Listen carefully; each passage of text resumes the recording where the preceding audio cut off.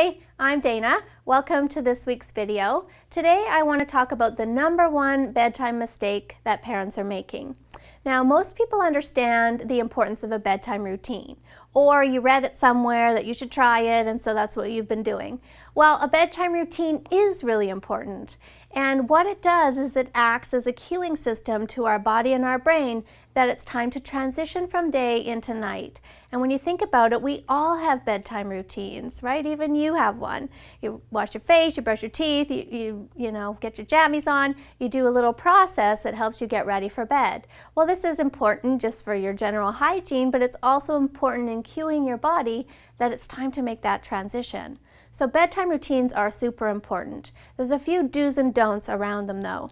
One is, don't make them too long.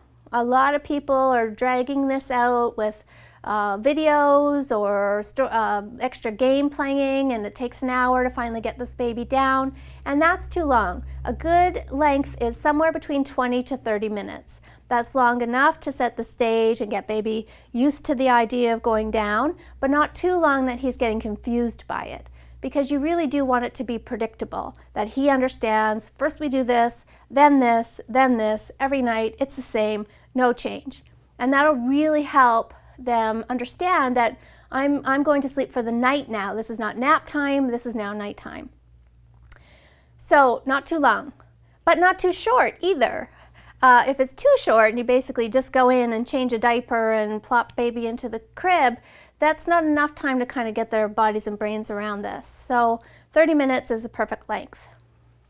Some of it should take place in the child's bedroom. Again, you want to really set the stage that we're going to do a few activities in the room here, and then you're going to go to bed. That takes you away from the distractions of the house, the other children, the TV, the noise of doing the dishes, and just spending a little bit of quality time with your baby in their room. Now, the biggest mistake that people make in this routine is that somewhere in the process, there's usually a feeding, and that makes sense, right? If we're talking about a baby here, it makes sense to fill their tummy before bed. But what they do is that they feed the baby to sleep. You know, they have a bath, get the jammies on, brush their teeth, give a feed till baby's asleep, then transfer to the crib. And why that's a problem is because they are now prop dependent on that feed to get to sleep, right? And if a baby is prop dependent, they're never going to be successful sleepers because they're going to have wake-ups in the night where they're going to need assistance from you, usually with food, to get themselves back to sleep at night. So have a look at your routine. You will most likely see that the little snag or the little flaw in your routine is that nursing to sleep. So keep everything the same. Don't let your baby fall asleep on the feed, then put baby into the crib awake. And you may be wondering, well, then what do I do? Well, I got a whole book that'll explain exactly what to do once you get your baby to the crib awake. But that's really the most important piece of the whole sleeping puzzle, is that a baby needs to learn the skills that she needs for falling asleep independently, and then she'll start sleeping through the night. And she won't sleep all the way through the night, no one does, but any wake up she has will be manageable because she has the skills to get back to sleep without the prop.